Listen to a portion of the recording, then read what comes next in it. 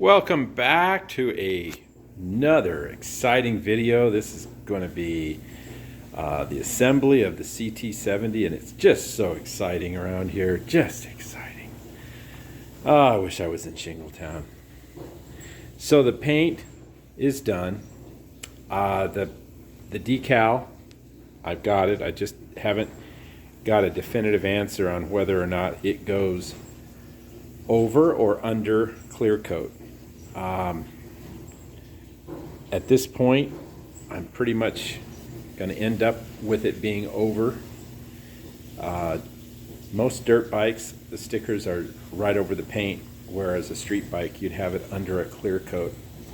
So we're going to figure that out, and from here, we're going to just start putting the pieces together. So let's get to, all right, the blinkers.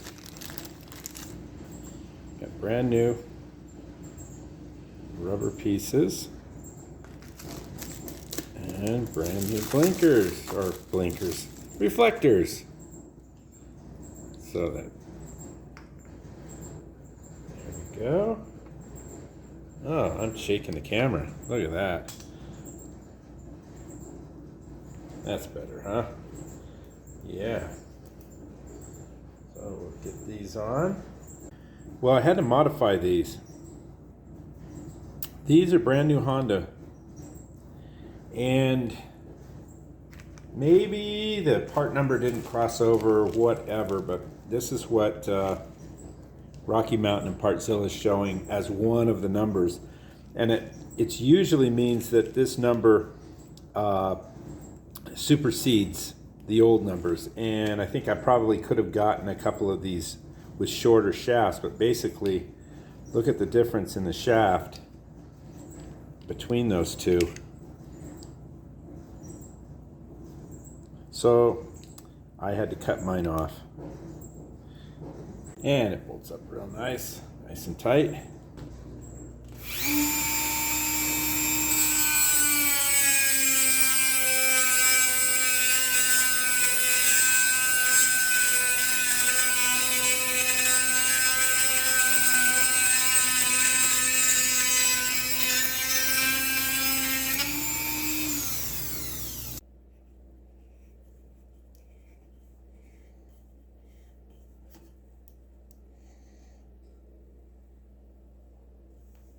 All right, so we're going to move on to the decals. I've already put this on, and it came out beautiful. Really starts to make the paint look fabulous. And I know I've had some comments on my paint, and they were right to a certain degree, that there was orange peel, okay? But what I want you to see is the orange, there really isn't any orange peel now. What it is, it's the base coat tends to orange peel a little. When you put that berry coat, when you bury that last coat of clear, it takes a lot out of it. Now, another thing about paint is there still is some orange peel. I mean, you can, if you really look, you can see it, and I can, let me see if I can catch an angle. Can you see? I'm sure you can see it looks a little like there's a little orange peel in there. Now, base coat, clear coat. You can take your 1,000 or 1,500 grit or 2,000 grit sandpaper, and you can sand all of that out, every bit of it, to where it's a mirror finish, and then one berry coat, just bury it with one coat of clear, okay? And then, if you want to go to the super extreme, then after you've done that, then sand it again with 2,000 grit, and then polish it. But the bikes never looked like that. The Hondas never were. They never had mirror showroom finishes, and quite honestly, I get it better than I've got people wanting me to paint their bikes. I don't paint anybody's bikes. I just like to do this as a hobby. So anyhow, just a little bit on the paint. So you clean the paint off where we're going to put the decal with some denatured alcohol and a little bit of paper towel. And so here's how the decal comes. It's on a big square. These are OEM, these are Honda decals. And you've got a backing, and then you pull the backing off and it reveals your decal. So there is a right and a left decal, and the way that you know that is there's an angle that's angled that way. So this is actually the other side, and what you do is you cut with a scissor. You'll see there's a little bit of a backing here, right here, that runs along here, and then this is actually the exposed emblem here, but for some reason this Honda part is holding the A and the D, or maybe just the H and the A. So it's all spaced properly. And so what you do is you'll cut out any unnecessarily green so you can kind of place it where you're thinking it should go. And what I'm going to do is I'm going to take some blue tape once I have it right where I think I want it. Then I'm going to tape it, and then I'm going to start to pull from the back, the backing, and adhere it down. And this is what I mean by taping it on there. I got it, I think, where I like it. I like this part should lay right there underneath this rib and be, you know, the angle in the decal matches up with the backbone there, and then this will come down like so. And all this goes away and just leaves a little A and this one big decal in the H. So I'm going to figure what I'm going to do is probably take and start it up here, just get it tacked, and then I'll start to remove the stuff slowly so that this is set. But I'm going to leave the tape so it's in its right position, and then I'm going to try to tack this just a little bit, and I may even just put some blue tape on that. Yeah, that's probably what I'm going to do. Okay, so I've got it taped up here, and it's almost even got a bend in it already. So what I'm going to do is I'm going to come up here, fold it up, and I'm going to start to pull this backing. And what I might do here is take some scissors and just cut away a little section here.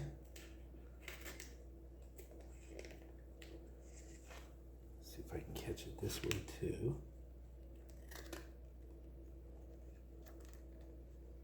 Without destroying it. Okay. That way,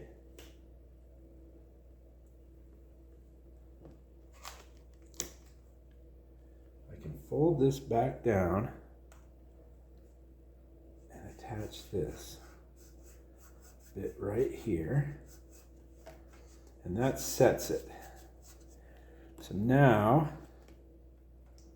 I'm going to maybe go over here, try and pull a corner up, and pull the rest of this off. All right. And I'm going to probably have to reset the outsides a little bit. And there we go. Give it a little bit more. A little bit more. And that's where I'm going to have to reset it. Go. And if I can go ahead and get that on. Yep.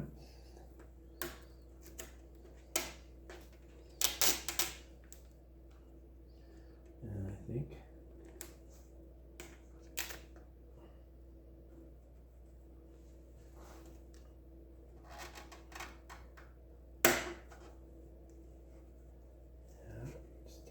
little bit of time.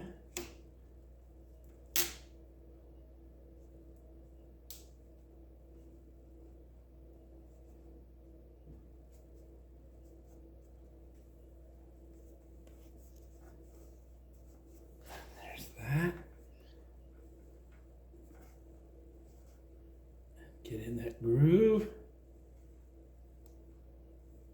Just keep applying it.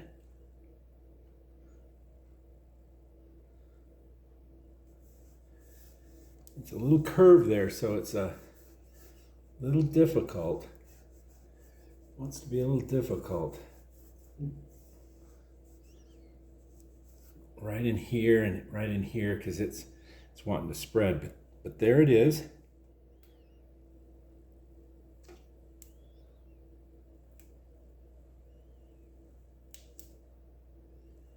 And there's the decal.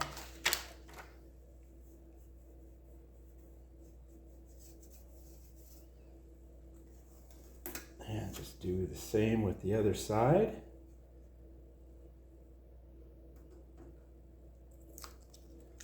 And I'm going to consider myself lucky if it comes out as nice as this. Keep in mind that the chrome strip lays on top here. But doesn't that just start to make it look like a Honda? And there's the other side. Really, really looks cool. This is going to be one nice bike when it's done. Well, it's time for the headlight. So what I've got is the headlight ring. Now I ordered two different ones till Dr. ATV had these in stock, and it wasn't, I think it was like $3 or $5, maybe even $7, but there is a difference. Get the Honda. The other one didn't have this groove, all sorts of things. So we're going to put this on and test all the bulbs, which I've already done. And then we're going to pull the 3 screws on this bracket so that it's a little bit wiggly. Then we're going to slide it in, and you can see the brackets moving. And it just gives you enough wiggle room to kind of slide it in and pop it in. Now I'm going to come back and I'll put the screws in. And there it is. So I want to tell you about the speedometer. First of all, there's a place that you can get this rebuilt. The name of that is Mike's Mini Trail, or just Mike's Mini Trail Restoration. So they will redo the face, get all the color back on. There's some red. This was black. This was the same. They'll redo it all and set it to 0, or less than, I think it's about $160. But I went round and round. I even had to go on the forum, Little Honda, Lill Honda.com. It's a forum for these Hondas, the small Hondas. And in order to get this out of this without breaking the plastic, you've got to pull these 3 screws that are around the head, the speedo head here, where the cable goes in. There's no way of getting it off right here. I don't know if you can see it. This little pin right there, it's press fit. But by removing these 3 screws, you can actually move it back enough to where you can get this clip to kind of go inside the plastic, and you can wiggle it out. It's tight, but by no means is it going to come out without taking these screws out. These 2 clips, no way. I wouldn't even want to put it in with the 3 screws in. I think you'll crack the housing. So the speedometer's in, and since we have done all our own plating, we have these beautiful plated hardware kits for the headlight bucket. And you put the little square bracket in there and put the nut on it. And we'll tighten it down on both sides. I'm just going to snug it for now because I'm not sure where the headlight alignment's going to be. So there's the headlight speedometer and buckets on. And the new coil is installed. Now I'm going to work on the rear fender and the front fender so that I can mount the front and rear wheels and try to get this closer to being a roller. So the front and rear fender are pretty rusty. And this is the front, I believe. And so I did a cursory, just a little polish on this just to see. And I'm going to be able to bring these back. So I took out, there's really nothing that you're going to be able to do about this in here by hand. I just took this out and ran it through the bead blaster. And I left a little on there. I didn't want to get too crazy. But one thing I was worried about is the chrome finish here, any ricochets, or I don't know. I'm not super checked out in the bead blaster, but it didn't do any harm to the chrome at all. Of course, I didn't hit it with the chrome. I just hit the underside. So that's nice and clean. We're going to get that one the same way, and then we're going to polish the top. And there they are, done. And they're not perfect. There's, I don't know if you can see it, a little bit of chrome lifting going on there, and scuffs here and there. There's these little spots where like a cable has rubbed on there for years. But all in all, they'll look very nice on there. And the OEM are probably hard to find, but you can find reproductions pretty cheap. And there they are, bolted on. I put the front wheel on, and what I've done is I'm waiting for this front hub. So I just got it so I can pinch this wheel in the lift, and then I use my handy dandy crane system, which is nothing more than a little angle iron, not even angle iron, mounted into studs in the ceiling and just a couple of motorcycle tie downs. So anyhow, I've got the swing arm on, and I'm going to get the rear wheel and put it on the brake system, everything as I'm waiting. Basically, I'm waiting for the motor cases to come back from cleaning, and I'm waiting for the front brake hub, but there's plenty to. As far as the swing arm goes, this is what it calls for in the parts diagram from Partzilla. It's not a lock nut. And as you can see, if you put any torque at all on it, the swing arm doesn't move up and down as freely as I think it should. So what I'm going to do is, and I've been all over the internet, and I heard one guy's idea is to put a lock nut on here, and I think that's what I'm going to do. The shocks are mounted, and I'm not getting any torque values for these, so don't feel like a Lone Ranger. I called up Shingletown, and they said take the impact driver and set it on stun. I don't know what that means. And don't stop until you round off the head. So I don't know. I wanted to do that, but I didn't. So I just did it in the German torque value Guten tight. So there they are. They're looking very beautiful. Hit another dead end. I sent the cases off with the rear hub. So the rear brake hub, I'm not even going to put the rear wheel on. There's no reason, you're going to end up narfing up some of this paint by putting it in the wrong spot. Just wait till I get the hub and I'll do that. So I'm going to go ahead and put the seat on, and I've got a whole kit here that I got. I believe it was from Dr. ATV. And it's the hinge, the long bolt, and then this seat that I got off the internet, off of eBay, came with these nuts. So I'm all set, and that's not real difficult. The hinge or latch, I plated it, and then I also have the 2 bolts that are plated, so I'll mount that. And the seat's on. Got the little latch here. And Very tight. Very nice. All right, I'm going to move on to the carburetor because eventually it's going to need to be rebuilt. So here it is, and it's quite a unique carburetor. I know that this has to be, because this is the choke right here that operates like this. So this is an altitude adjustment, I'm pretty sure. So we've got that to figure out. We've got all the replacement O-rings, the whole carb kit. So it's time to just tear it down and get it, decide what I'm going to do.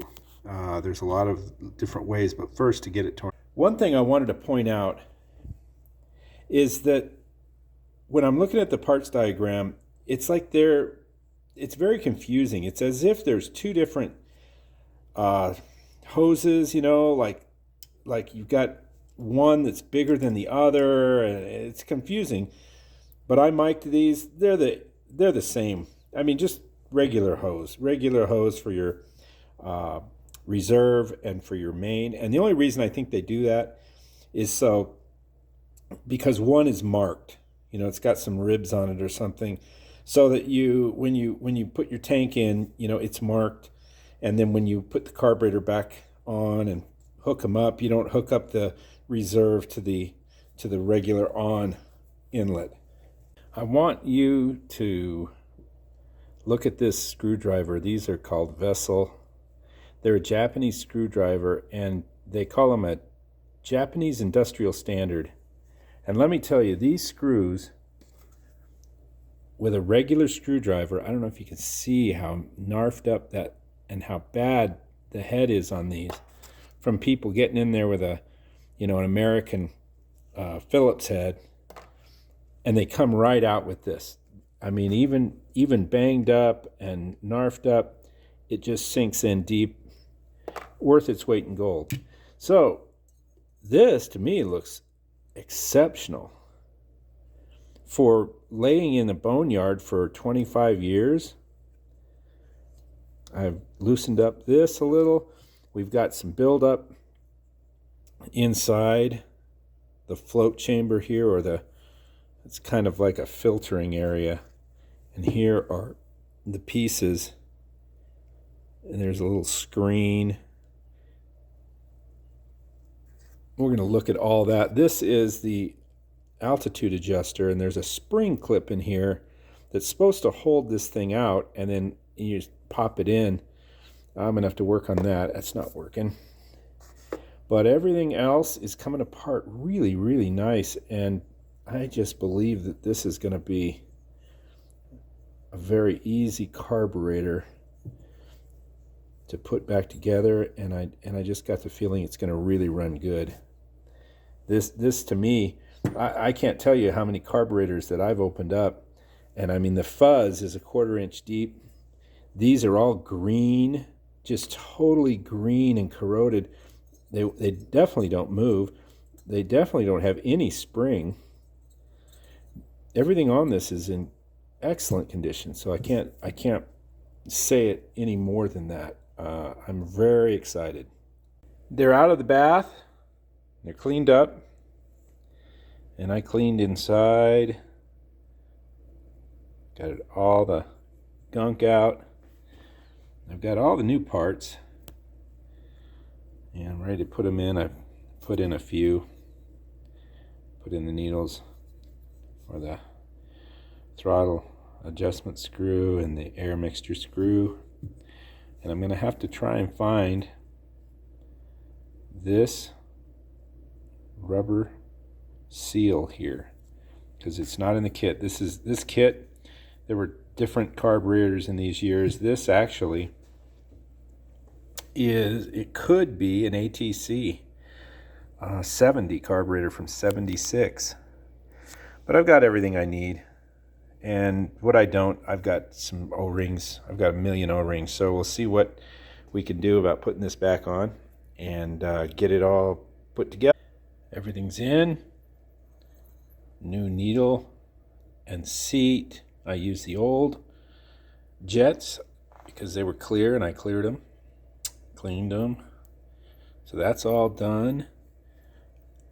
I found down here in the needle, down here, there's a emulsion tube that this presses up against, and that it's the needle seat.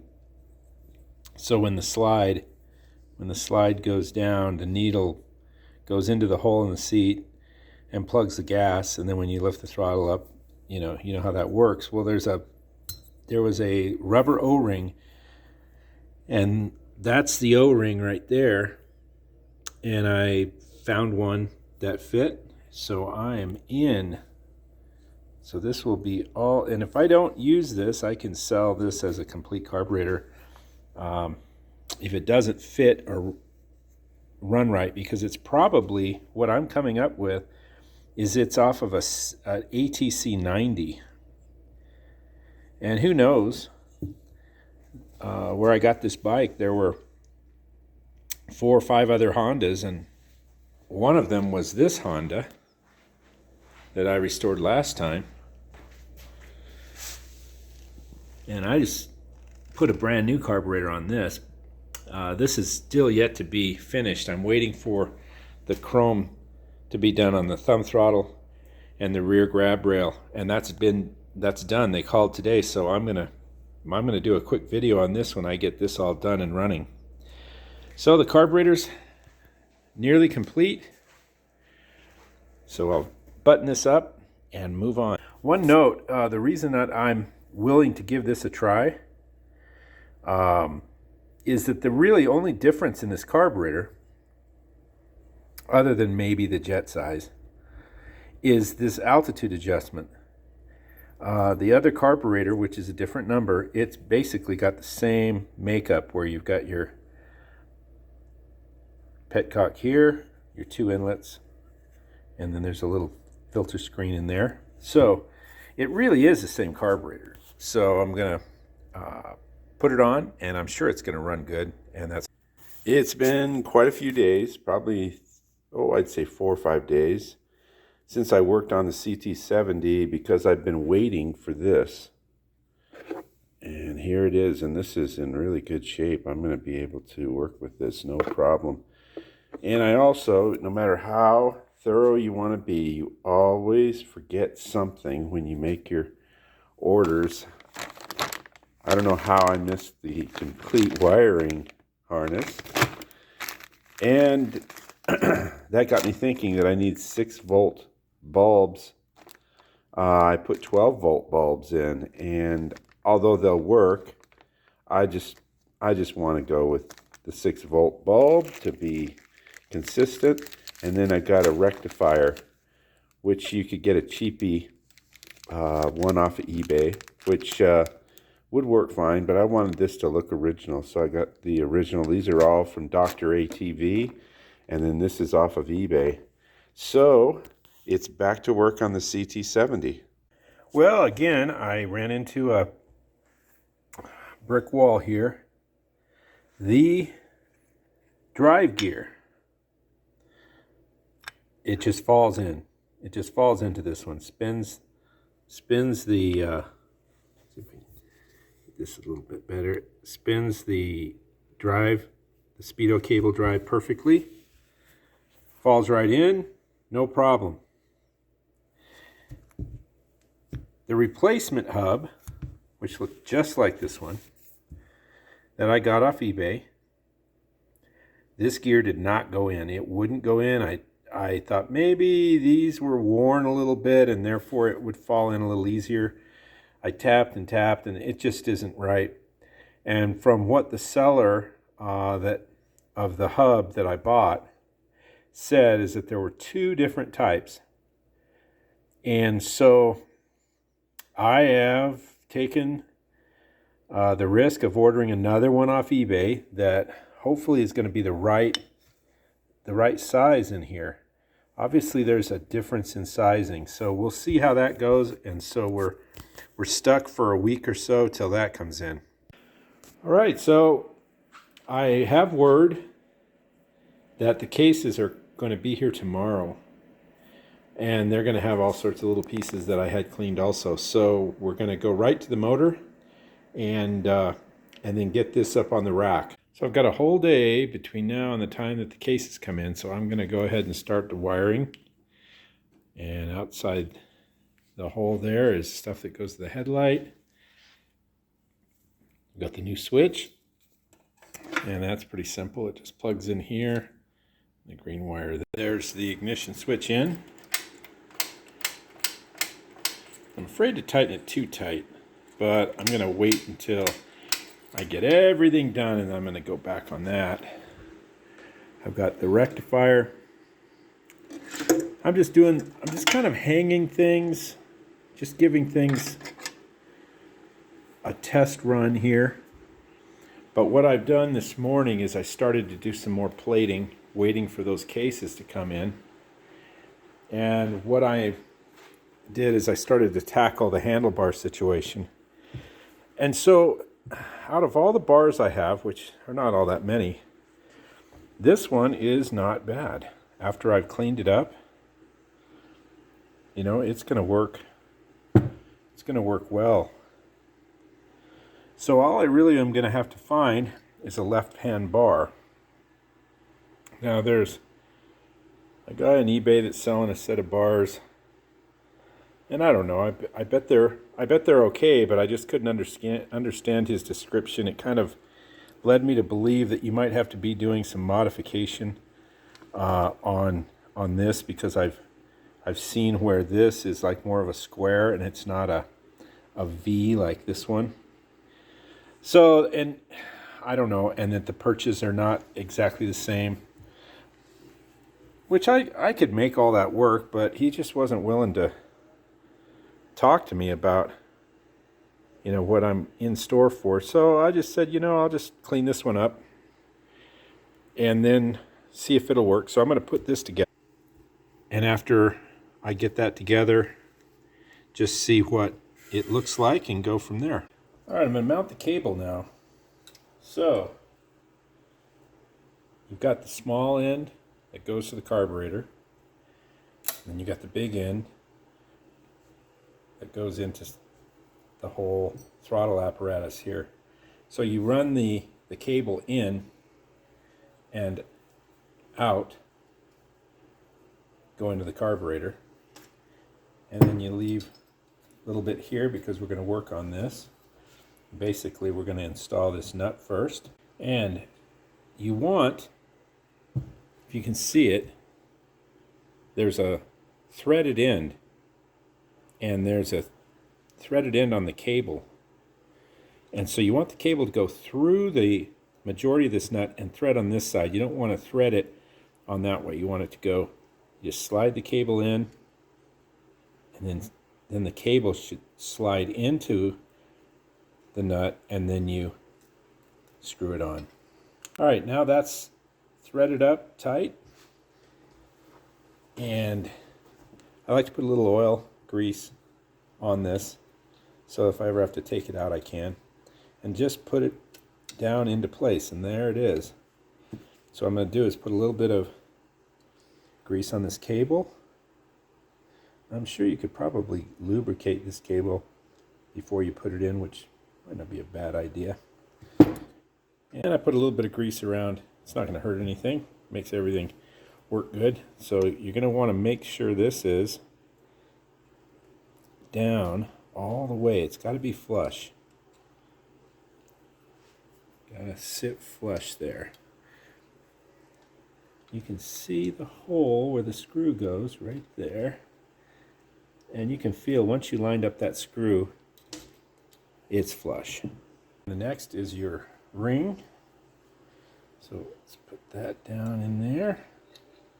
You slide your ring over, and this hole goes down below. Like I said, if this isn't flush, the ring won't go on. So we're going to get it flush. There we go.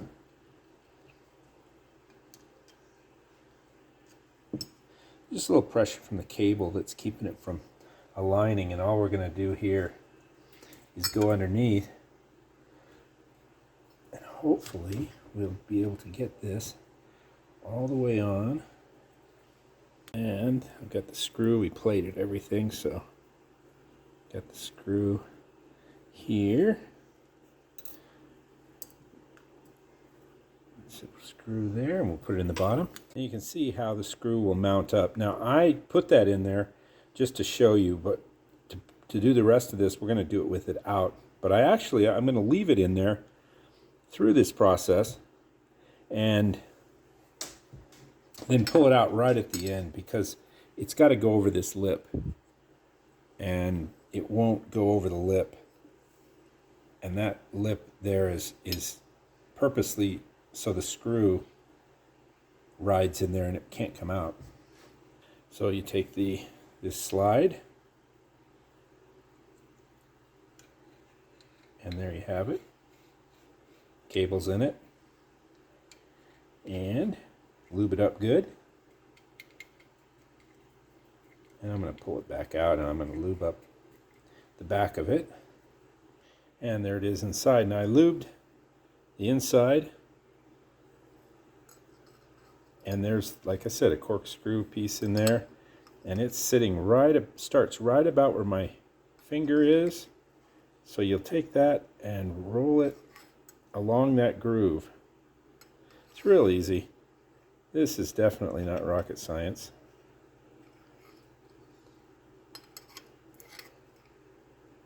There we go. And if you turn it over, you'll see the hole. Line that all up. Put the screw in it.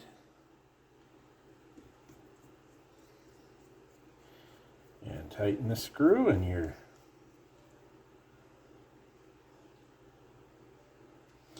done.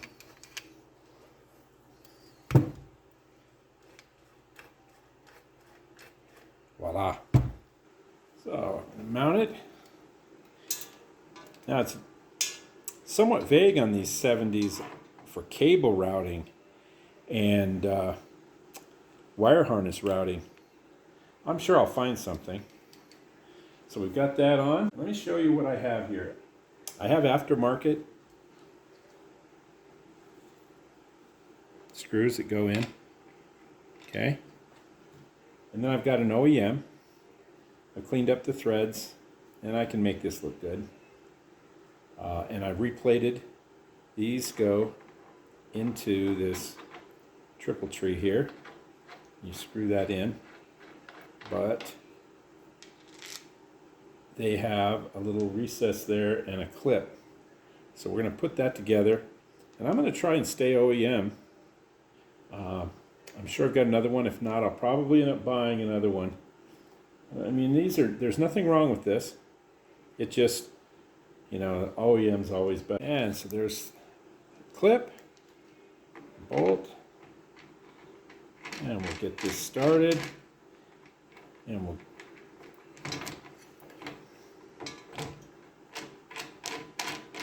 thread in this piece, and then we'll start figuring out our levers and so forth. So just no sooner than I got this throttle and everything done, the cases came in. And with them, I'll show you this real quick. With them was the head, the intake manifold, the brake hub, which goes on here. Real nice. And the covers.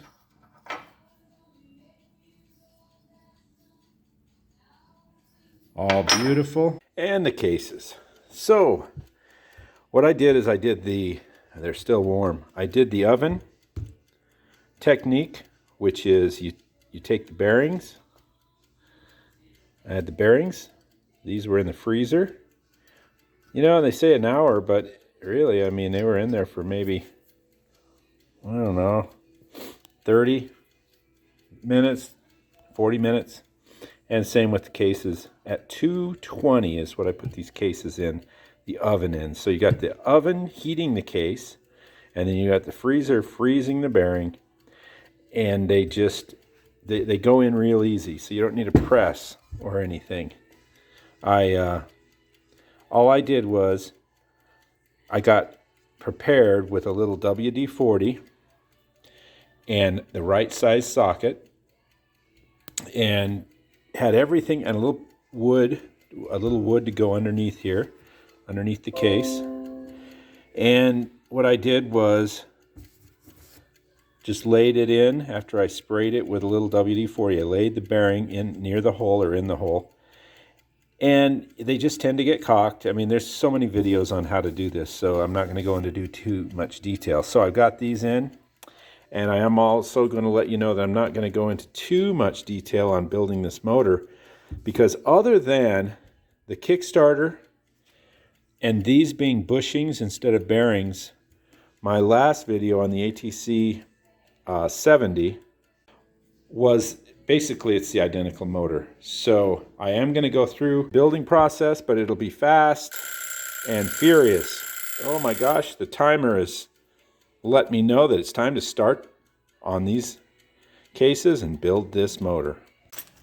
Okay, so the first thing, all this stuff I've already plated it and did it weeks ago. So install. Now these, they're just a word of the wise. That they're two different part numbers. And as you can see, one's taller than the other.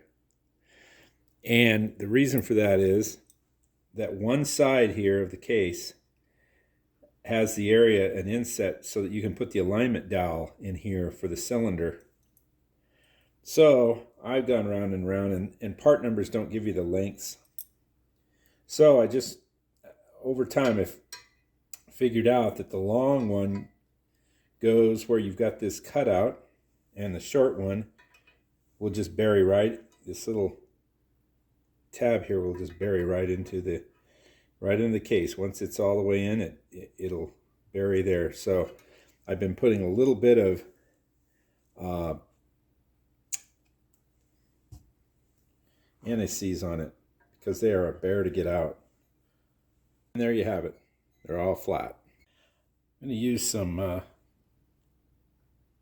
assembly lube. I'm going to lube up these bearings. I'm going to lube up all the areas for the first start up. And we've got the crankshaft in and the tranny's in. Sorry about that background noise, but it's playoff weekend. It's just an amazing weekend. 2 games Saturday, 2 games Sunday, 1 game Monday. Anyway, so this bolt holds this in place, and it goes in through the back. There's the bolt. And I've got about 108 inch-pounds, which is like 9 foot-pounds. And if you just keep turning it, it'll get to a point where it'll stop. And you just kind of hold it.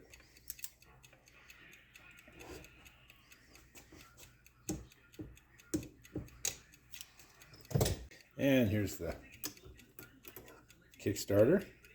Little assembly lube on it. And it just moves up and down. When you turn it, it moves up. Turn it, moves down, catches the gear. So you can start it. And then when you back it off, it's free. Grease on one side of the case. That way it will come off and the gasket will stay on one side and won't be such a mess. And this is the gasket kit that I got from Mr. ATV or Dr. ATV. And they call it Beatrice for some reason too. And you know, everything I get from them is pretty good quality, so this should be no different.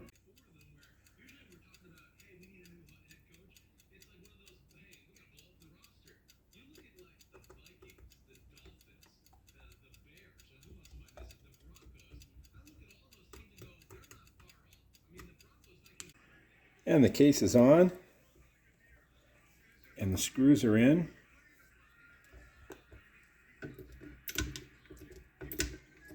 Little Kickstarter working. I'm using a little impact here just to put a little bit on of the screws. I'm not really, actually I just like the grip on this. The grip on this will allow me to get probably all I really want. It's just such a big wide grip, and they're tight. Got the shift shaft seal.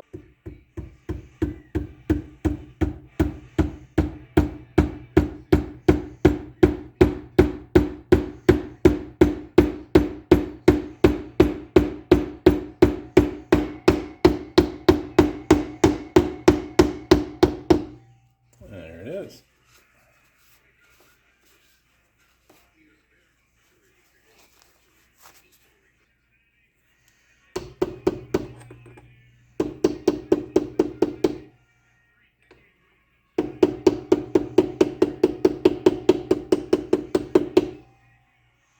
And that's in there beautiful.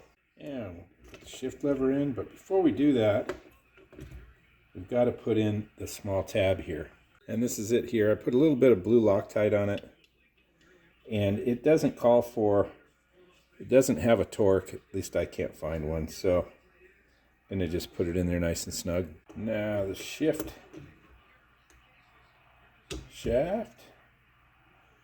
Work that carefully till you get it past the seal. And there it is. Right at home. And put the shift pins in.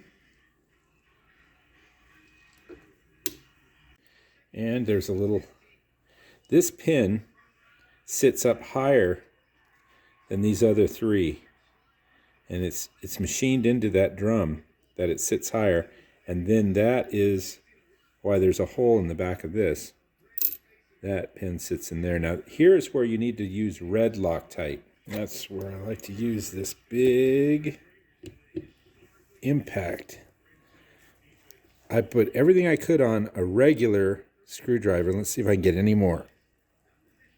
Nope, pretty much got it. Now the tension spring. Just put the spring right on there. You can put the spring underneath there and just kind of roll it over. Now this is also going to need some Loctite. And really, I think this could have used just regular blue Loctite. We'll put a little Loctite on that. I'm just going off what I'm seeing because I think it calls in the manual for Loctite on both of these, but I don't recall it on this part. But on some of the videos, I've seen it on this part also. So this is 8 to 9. I've got it on there, at least that. And this is 9 to 11, and that's foot-pounds. I always like to make sure I get a neutral. First gear.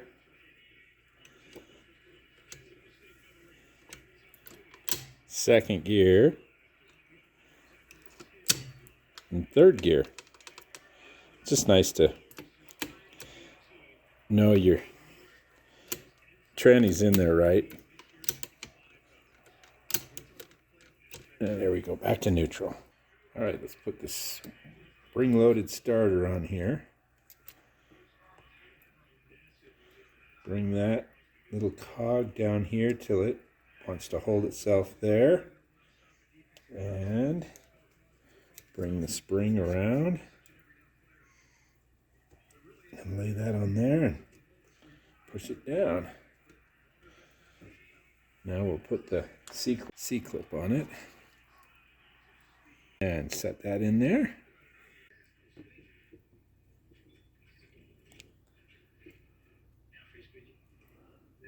Oh, come on there. There you go. And a new clip. Get that on there.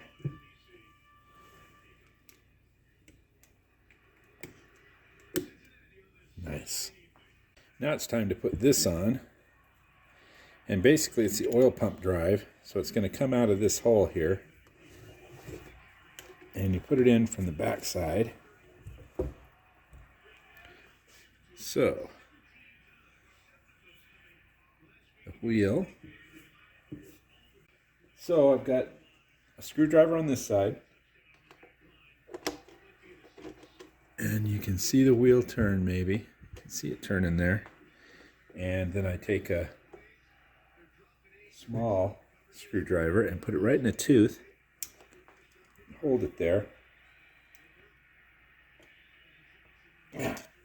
Give it, pretty good. And there it is. Ready to go. All right, so what I came up with here had a lot of trouble. And it started out that the gasket kit does not come with this top gasket on the oil pump. It comes with the bottom. So, and the bottom is a little different, but I think it's fine. It just gives you bigger openings. I think you can see it here if I put it on. It just, it's cut out a little bit differently, but I believe the gasket on the bottom is going to work, but the top.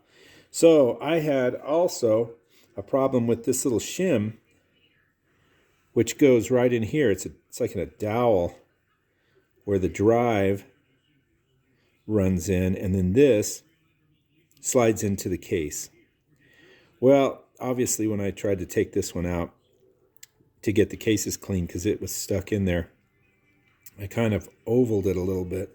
So I went out of the boneyard and I found another oil pump and robbed the little dowel, and everything is super smooth, so that's good. And I robbed a little gasket for the top of here. So I am going to put this together and mount the oil pump. All right, there's the new gasket and the new oil pump in, or refurbished oil pump, if you want to call it that. Nice little used gasket. And the top. So there it is. We'll tighten her down.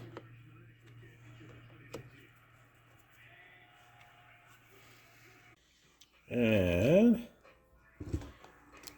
got the main gear on right here. What I'm going to have to do here is first, there's a lot of clutch material that gets, this is all oil and clutch material here. See that? So I got to get all that out of here. And then I've also, see that that's nice and threaded, but these I could not get off. So I had to drill those. So I'm going to get those out. And not exactly sure how to do that yet. All right, what I did is I drilled a hole with this small drill. Then I used what I thought was the end of this easy out. I thought that this is the end that would take it out. This is the drill, and so anyhow, it just went in that hole and pulled it out. So one's out. All right, I got both of the broken off screws out. So we've got all three holes are clear. And now what I'm doing is I'm just getting all this black clutch material out of here. And when I do that, I'll clean this up and then we'll mount it. And it's all cleaned up. All that gunk's out. Ready to put it on. And we got it on. Put the lock washer on there. And tighten down this nut. I'm going to probably just do it with the air impact. Just give it a zap or two. Call it good. Till I get one of the tabs to line up. Got to get one of these tabs to line up into these holes. Yeah, it's not hard to do. And I got new OEM screws for this cover. A little bearing. All right, I took the cover back off because I thought about that impact driver on that nut. And so I took the torque wrench off, and it was really close to torque. It was probably 5 to maybe 8 pounds tighter than it calls for. So I set it and locked it in with the washer. And so now what we're doing is we're working on the side cover. So last night I painted it after I bead blasted it, and we're about ready to, we're going to plate the screws that go in here, and we're about ready to mount the side cover. And we'll put this is part of the clutch assembly. And then we've got a spring. And that spring sits in there like so. And that goes like that. And then this arm. There's really no index on this arm. So it's just wherever the slot lines up, wherever it falls into place, and it's pointing towards the center of the clutch assembly here. Mount the Kickstarter seal. All right, we're going to start on the other side of the case here. We're going to do the timing chain and the gears and the timing chain tension. Now the cam chain here, I've got a new one, so I'm going to make sure it's the right one. And there it is, it's the right one. And my engine builder told me that the way to tell if the chain on a cam chain is worn out is if it bends like this. He said the new one should bend a lot less.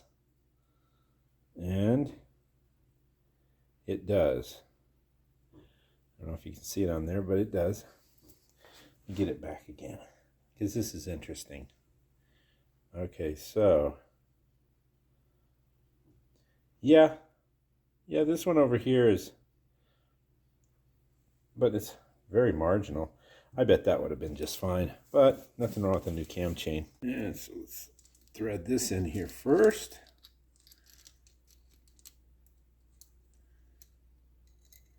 Now let's get the cam chain tensioner, the spring. Let's push that up through there.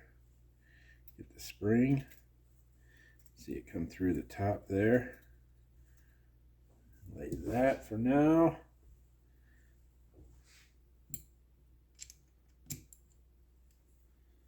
And here's our cam chain tensioner and wheel.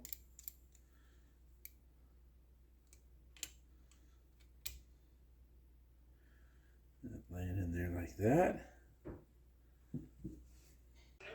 Got the nut. And there it is. Got that. There was no torque. I could not find a torque, so I tightened it nice and tight. And that's the tensioner. What I'm doing here is I'm going to start with the piston and the cylinder and the rings and so forth, mainly because I've got this plug in the plating department, and I also still have kind of fresh paint on the cover for the other side. So I'm going to do everything I can before I install that cover, because if I roll that cover back onto its side, it's probably going to mar it a little bit until it gets a day or two. So let's get on to the piston and rings and so forth. This is a Dr. ATV cylinder. It's the stock bore,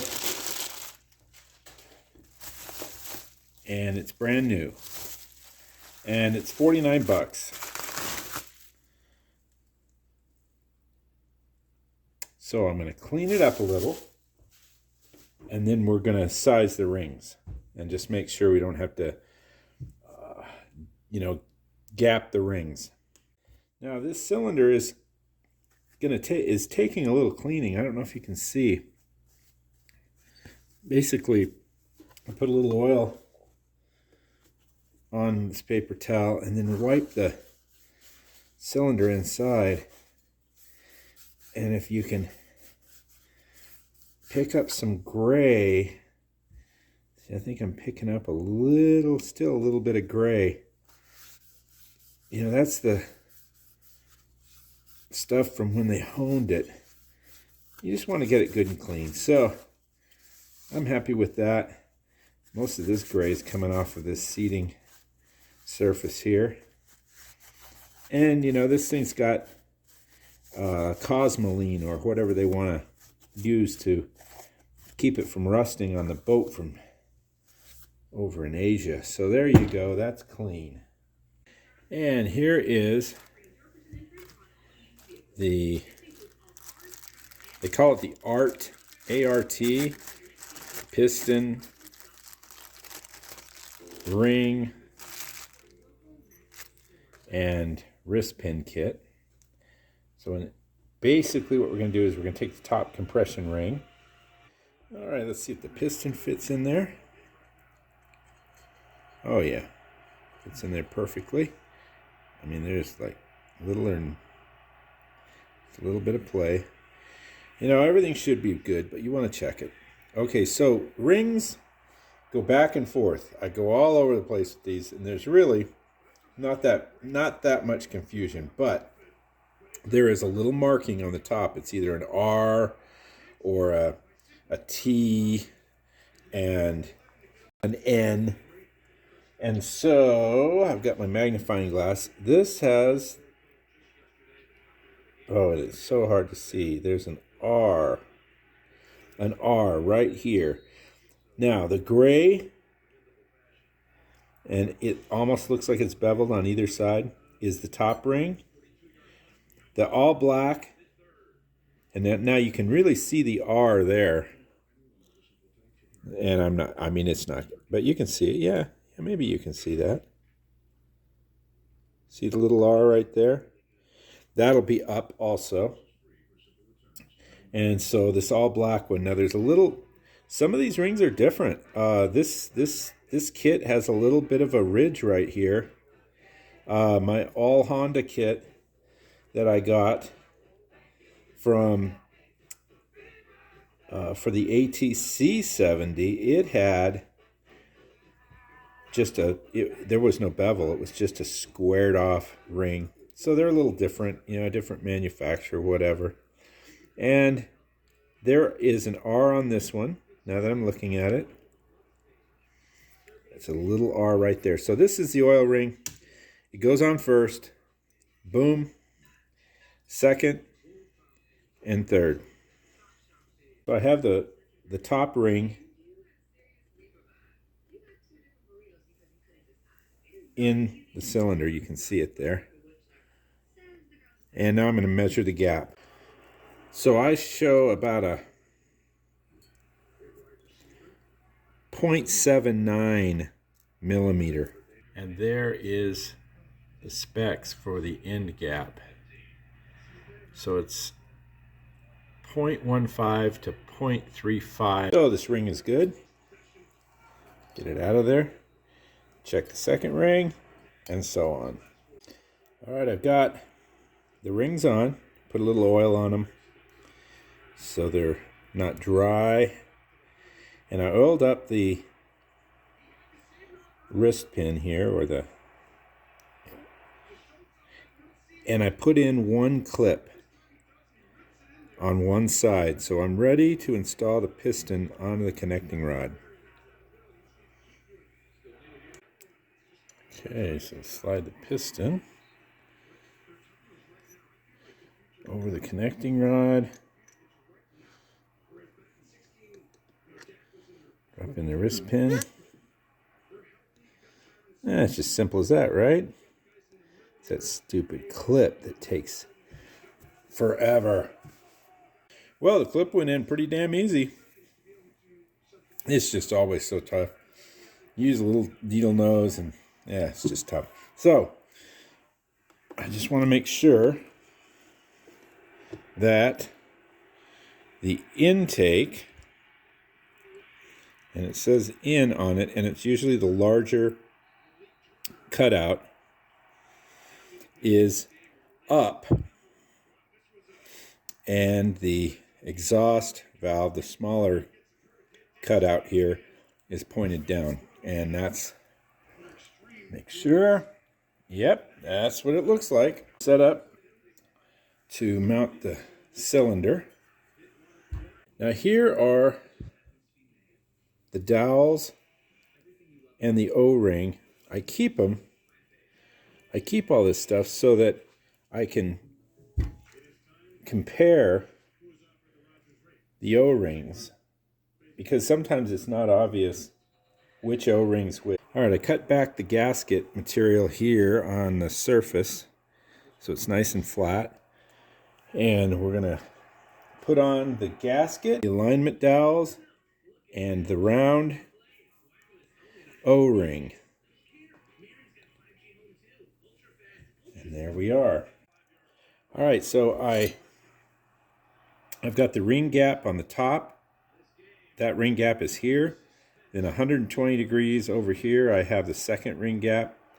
And 120, I've got the third oil ring gap. So we'll just slide on the cylinder. And just with your hands, just press the rings together. Try and get it to slide on there. I'm going to get the first one in, and the second one.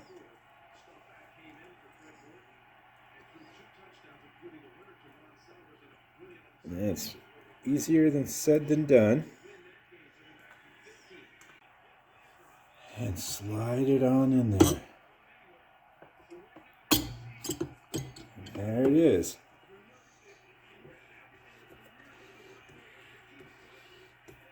Just make sure the piston moves freely. No problems. There we go. And make sure that the rubber O-ring down here didn't fall out, which happens just about every time, which it just did.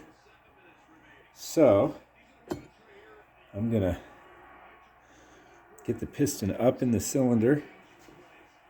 And let's move this gasket back into place. Put the missing O-ring, or put that O-ring in, and then bring it down. There we are. Okay, that is set. Now we're going to install this bolt to hold this on so that that O-ring down here doesn't fall out again. All right, now it's on to the head. So what I'm going to do here, lap the valves, make sure they seal properly, and then assemble it and put it on. All right, I lapped the valves, and I cleaned everything up beautiful and clean. And what I do is I fill the chamber with lacquer thinner or carb cleaner, whatever I have, and then look to see if it leaks out down here, which there's absolutely no leakage. It's not seeping. I think if I put a flashlight in there, you'll probably see better.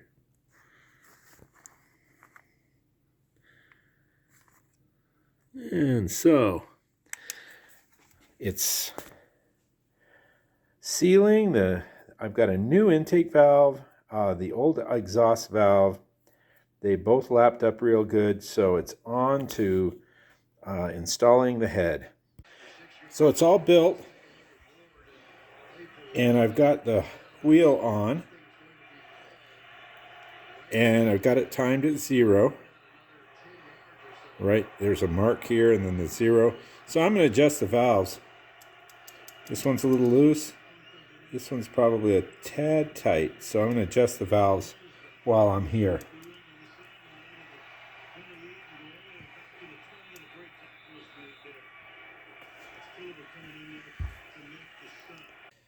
All right, let's get this cam chain up in here and get everything ready to put the head on. So it's obvious this one goes here. This is the only one that is a question mark, but I'm pretty sure that's it. So we've got everything here ready to mount the head. And what we're going to do is we're going to time this chain by putting the crank key, which is right here, and it's going to point straight up to the head. And I'll show you how that works later. Got everything set. And let's get the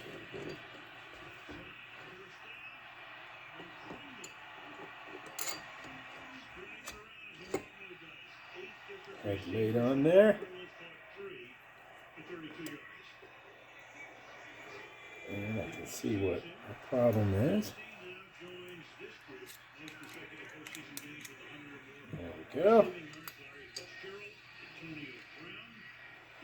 And just want to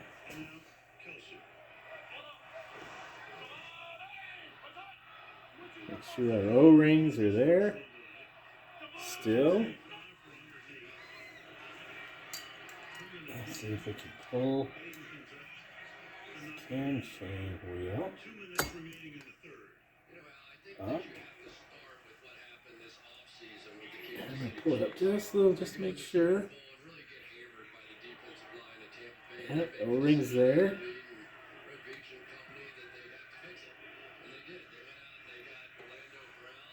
And that O-ring is a little askew.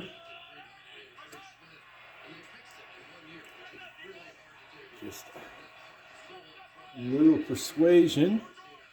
And we're going to put this on. So here's another time where most of the videos won't show you the problem. The wheel that's in here, it's an idler wheel for the cam chain, I believe is in backwards because I cannot get the cam chain up. Even when I take off the tension of the tensioner, it won't meet up with the cam. It's because the chain's rubbing on a rib. It's rubbing on a rib on both sides of this wheel because it's in backwards. That's my thought. Now they bolt up, and I'm not sure if the wheel made any difference, but what I was thinking is that this cam should come through the hole in the cam gear, and actually these all line up, everything's fine. So this really, cam doesn't really come through this gear here. It just bolts up, and there you are. Well, I was wrong, because the cam does come flush to the end here. But anyhow, it all worked out. It just took some fiddling. So I torqued the top head down, all four of these, and there again, that's a situation that I'm not, I can't get a definitive answer. Everybody tells me that they have the definitive answer, but that the copper washer goes here, and then all three of these others just get regular flat washers. And then the 3 acorn nuts are here and the regular nut here. Don't ask me why. And from there, I went ahead and cleaned up the stator, and I filed the points down a little bit. I'm just trying to get it running, if I can get it started. And I find a problem with the points, which they look pretty good actually. Then I'll come back and open it up and just replace the points. I'm going to repair a little area here, and that's going to be overnight with a little bit of JB Weld. And from here, I'm going to shine up the cover. I'm going to polish this cover and install that and the other side to the head, and the head will be pretty much done. Here is your cover. You can see how corroded this is, and I'm using 500 grit and a little spray bottle, and I'll just show you how that comes off.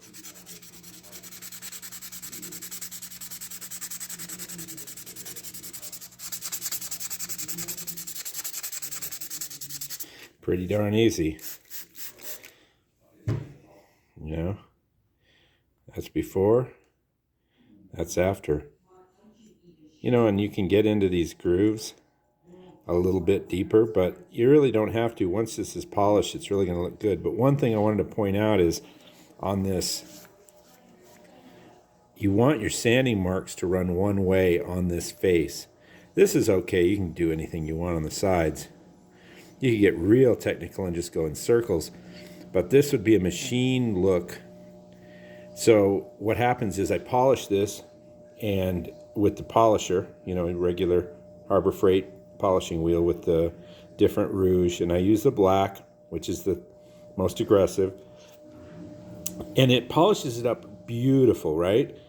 But over time, the polish kind of fades a little, and you pick up these lines, and these lines are awesome because it looks so original. Because that's the way the original, most of this original stuff looks, is there's a little machining. They don't do a whole lot of polishing. So you see some of the machining like on side case covers of like a KZ650 and that sort of thing. So I try to remember that this will and maybe show up again, or even after the polishing, in a sense. And so I just go one direction. So I think you can see the difference when you take your time and sand it. This is just all haphazard, and then this is in one direction, and you can imagine what it's going to look like when you polish it. And here it is after it's been polished. And I think you can still see the lines in it. I don't really polish them out. I want the sanding lines to look, you know, I'm trying to get that look of it just came out of the parts bag. So there it is. And there it is on. All right, I've cleaned up the flywheel. I tried to mark these, the F and the T line, and then I could have probably done the arrow too, but that's all right. So it's all cleaned up. There was some rust in there. And I've cleaned up any rust that might be on these pickups. So I've got a brand new Woodruff key or crank pin. Hopefully she goes right on in there. And it looks like it is. And I'm going to put a little grease on it. And then we'll put the flywheel on. And one thing I'm going to do this time, the ATC70, oh yeah, the ATC70, I put all this together, put the motor in, put the bike together, only to find out I wasn't getting spark. Now, luckily it wasn't the igniter, but it ended up being a coil. And so, but I was able to, on these outputs, I was able to put a timing light onto this black lead and check the output. So I'm going to do that where the bike, you know, where this engine's sitting, right where it's at. So we're going to get that confirmed that this is all good before we close up this end of the crank. So we're going to torque down the flywheel, and I just wanted to show you this cool tool I got off of one of the forums. Bolts right up to this side, because this clutch will give way when you start to put torque on the nut on the other side. And so we need to give it about 25. See if I can get a good angle on this.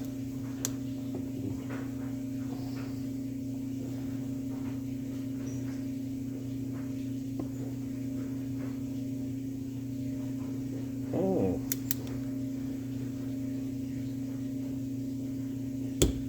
There it is. That little tool held it beautifully. Best $30 I've spent lately. And let me show you what it looks like. And I've got the light off here so that you can see it more dramatically. And you make sure you turn the way that the arrow is pointing. It's right here, so basically it's counter clockwise. So, and you can kind of tell if everything's working right in the motor too. It's not a bad thing to do, but if you can see the timing right, I'll speed it up a little. That means we're going to get spark. And both valves are adjusted. I'm going to work on this side now. This sprocket was the wrong sprocket. The sprocket was on it. Someone changed it. So I went with the stock 15 tooth. The rear was fine. So it's about 9. There's quite a gap. You know, they go from like 7 to 9 foot-pounds, which is, I just put about 100 and, 110 is about 9.5. And I'll use this time I'll just use my little washer and put it between the teeth here. It's a crush washer, so it's real soft metal. And we'll tighten this. We hear the crack of the, and there we go. There it is. So that is this side. That's as far as I'm going to take it. There's no reason to put the cover on and, you know, risk it getting scratched. But I am going to put the other side on. So that's what we're going to do next. Put the little screen in. Drop the bearing in. This part here. They all have names, but I'm just going to put this together. This flange goes down. And that sits like that. Then the arm. And it'll just basically fall in there. And put in the alignment dowels. I can't tell you how many times having some extra stock and just keeping stuff has paid off, because I'm pretty thorough and I didn't order one. I was missing one. And again, a little light film of grease along the mating surface. And it's on the case side. I don't know, I probably put it on the other side. I probably put it on the cover side just as many times, but the case side seems to be the place to put it. That way when you pull the cover off, the gasket comes with the cover. And then lay the gasket on.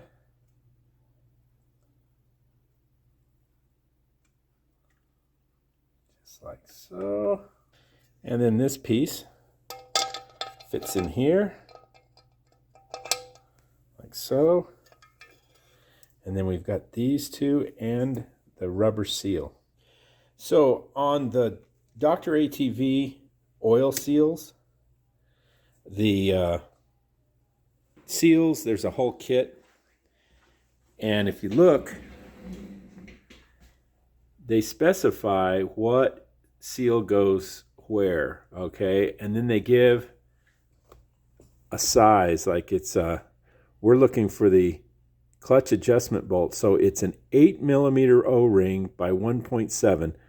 Well, this 1.7 isn't exact, to say the least, and the 8 is on the inside of the O-ring, which I guess is fine, but so it's a little bit of a challenge to determine which O-ring goes where, and with a little bit of process of elimination you can get it. So there's the O-ring,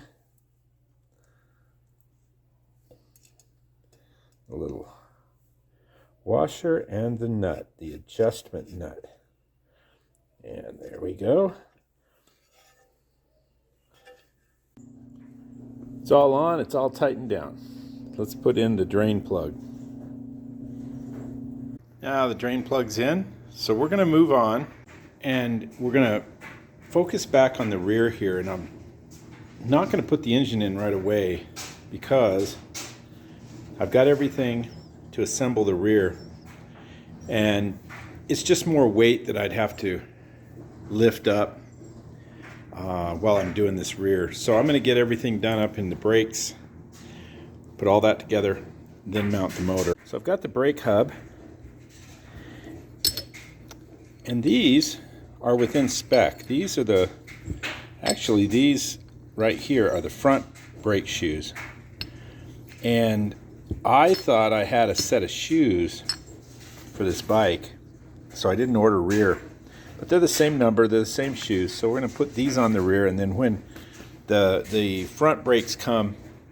I will put them in, and I'm waiting for some parts on that front hub itself. Having trouble finding the right one. So we'll put this together. And now it's together and it's on. And we've got brake. Something of interest. This bracket, for some reason, it doesn't line up like I think it should, but it's probably just the way it is. But I don't know if you can see it. It's kind of up at the top, wanting to, start out over here and end up over here. So I would assume that you just loosen this bottom bracket, this bottom nut here, when you're adjusting your chain, and then adjust your chain like normal so that this isn't wanting to steer the wheel one way or the other. And then torque down your nut, and then come back here and tighten up this. I'm going to have to look in the instructions or in the manual and see if that's the case. But anyhow, so there it is. That's on. And I've got a towel and my jack ready for the engine. I've cleaned up the vent line. And there's a specific way it goes in when you're putting the motor in. It just goes in through a slot in the frame and exits out the bottom. And my pictures show that that's where the hose goes, so we'll put it up in place and see if that works. All right, I've got it up in place, and I lined up this bottom bolt, and I put it through. I'm still trying to figure exactly how this goes. So it goes in this way. There's the bolt. And the other side gets a nut, but it also holds the air cleaner. This side has this long nut here, double-ended nut, and then that's for the exhaust. So I'm going to lightly put these together until I get to the air cleaner, and then I'm going to secure it all down. Here's the problem I'm having. Here's my old hub, and there's the gear drive.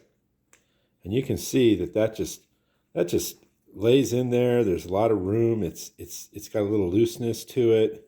Spins the gear super easily, and it goes down a little bit below this part of the hub here. So everything I've ordered on eBay, they all seem to be the same. I put this drive gear in, and it won't go all the way down.